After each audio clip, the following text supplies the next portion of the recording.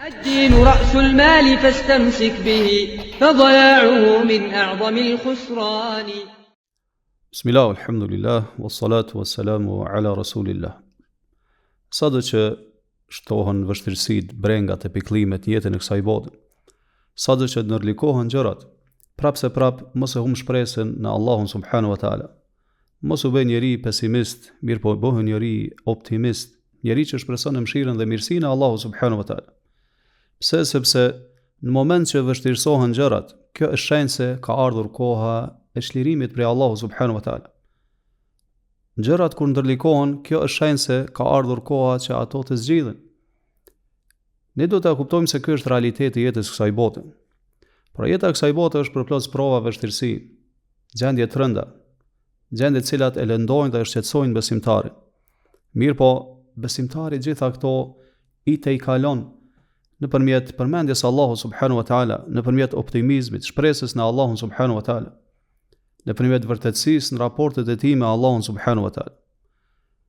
Dhe Allahu subhanahu wa taala premton në Kur'an dhe thot: "Fa inna ma'al usri yusran, inna ma'al usri yusra."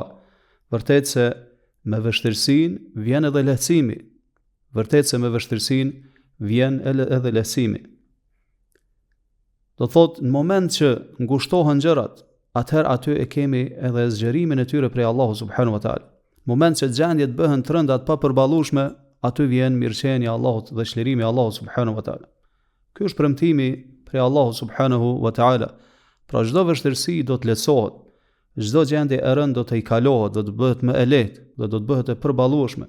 Allahu po thot ma'a, do thot me vështirësinë vjen lehtësimi. Mirë po qëllimi është pas vështirësisë vjen lehtësimi.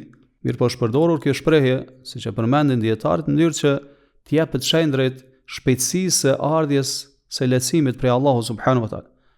Pra sikur lehtësimi vjen së bashku me vështirësinë dhe është i pandashëm prej saj. Andaj siç transmetohet në disa ethere, edhe nëse vështirësia futet në vrimën e hardhucës, padyshim se do të vijë lehtësimi dhe do ta nxjerrë prej aty. Pra inna ma'al usri yusra, vërtet se pas vështirësisë vjen lehtësimi. Andaj, edhe nëse sprovohesh në jetën e kësaj bote, kaplohesh nga smundjet, nga sprovat, nga gjendjet e rënda, nga varfria, mbaj shpresën në Allahun subhanahu wa taala, mos e humb shpresën në Allahun subhanahu wa taala dhe mos u ngut. Mirë po duro dhe tregohu i qëndrueshëm fenë e tij subhanahu wa taala. Pse pas vështirësisë vjen lehtësimi? Sepse mëshira Allahu subhanahu wa taala e kalon zemrimin e tij. Falja Allahu subhanahu wa taala e kalon ndëshkimin e tij. Begatit u paraprin sprovave belave. Cilësitë e Allahu subhanahu wa taala gjitha janë të përsosura. Veprat e tij janë gjitha të mira, në to ka drejtësi dhe urtësi absolute.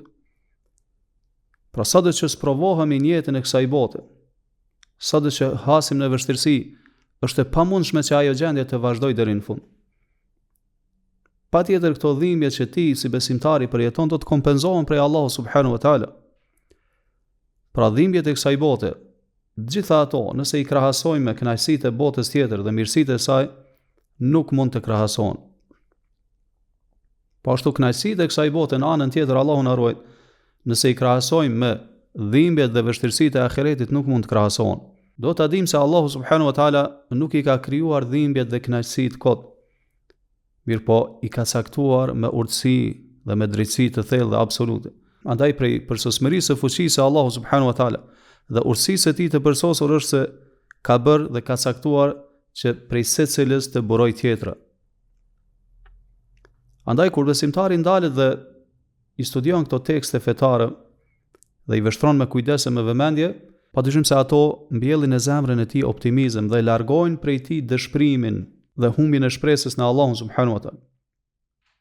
Janë tekste të cilat na nxisin që ne të lidhemi për Allahun subhanahu wa taala. Vazhdimisht ta përmendim Allahun, vazhdimisht jemi mirënjohës e falëndërues ndaj tij. Janë tekste që na sjellin dhe mend se çdo gjë që cakton Allahu për besimtarin, ajo është hajër për të.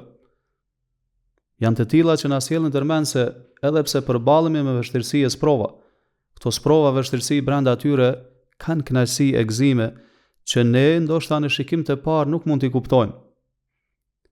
Andaj, falenderoj Allahun subhanahu wa taala, duro dhe kujtoj edhe profetët dhe pejgamberët e Allahut se si ishin njerëz që më shumë t'i kishte sprovuar Allahu dhe megjithatë ata duruan dhe përballuan derisa i arritën gradat e larta te Allahu subhanahu wa taala.